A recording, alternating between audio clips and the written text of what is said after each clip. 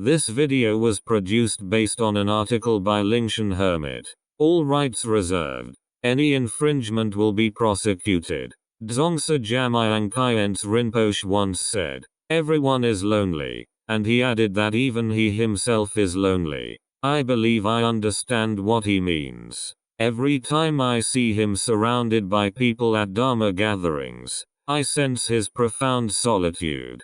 Because of this loneliness, we seek understanding, yearning to find someone who can truly empathize with our feelings. This stems from our deepest need for self-validation. We need others to affirm our existence. Yet because everyone is constrained by their own karma and projections, we can never truly find someone who genuinely empathizes with us. If someone appears deeply empathetic toward your feelings, then either they have attained Buddhahood, for only a Buddha can truly know another's feelings, or they want something from you and are pretending to understand everything about you. Driven by this fundamental need, we continuously seek relationships that can validate our sense of self. But because we lack understanding of how the world truly works, we demand from others what they simply do not possess.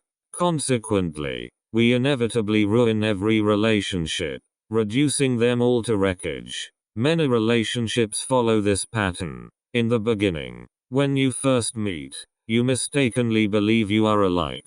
You discover numerous commonalities.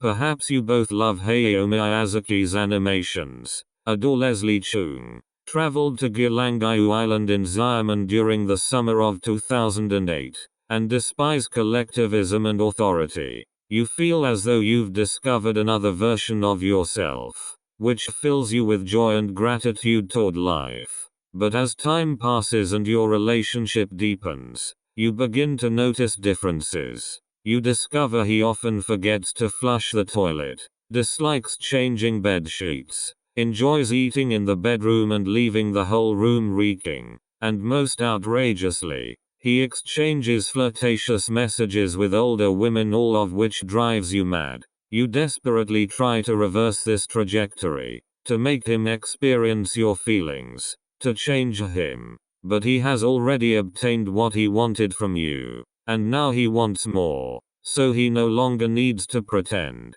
At this point, your love becomes his shackles. Your love suffocates him and makes him want to escape.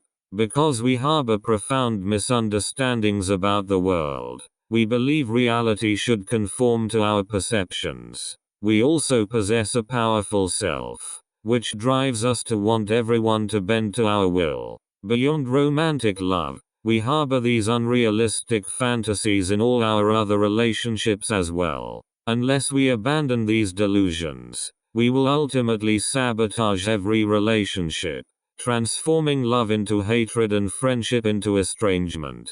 All of this originates from excessive expectations and fantasies about others that go unfulfilled, from wanting someone who has never actually existed. Someone once told me that her lover had changed. In truth, he hadn't changed. He had simply been pretending before and now no longer wished to maintain the facade. You possess a mistaken understanding of the world, harboring expectations that exceed what it can provide, and therefore you are destined to encounter frustration and suffering. Loneliness means that no one can truly empathize with you. You can only ever experience your own experience, and you cannot genuinely share it with anyone else. Most people's malice toward others stems from their deepest loneliness, from their solitude, from their unfulfilled wishes, from their failure to establish sustainable dualistic relationships that nourish the self,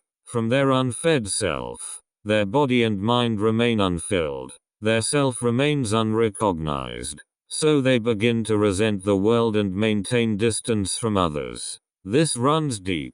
When you fail to obtain what you desire, when you cannot secure sufficient psychological and physical satisfaction, when your self remains in a prolonged state of starvation, gradually you become filled with malice toward others. As humans, we nourish ourselves by consuming forms, sounds, smells, tastes, tactile sensations, and mental objects. The higher the quality of these sensory experiences, the more money and effort they require, so most people cannot obtain the sensory nourishment they need.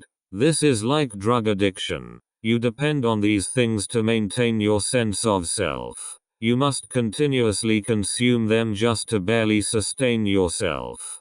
Prolonged inability to consume sufficient high-quality sensory experiences triggers tremendous malice and vigilance toward others. All our resentment toward the world originates from this source. Our need for high-quality dualistic relationships is so intense that whether it be romantic love, Buddhist teachings, familial bonds, or friendship, everything eventually gets co-opted by ourself to feed the self, to consume what nourishes the self. Yet ultimately, all of this proves futile.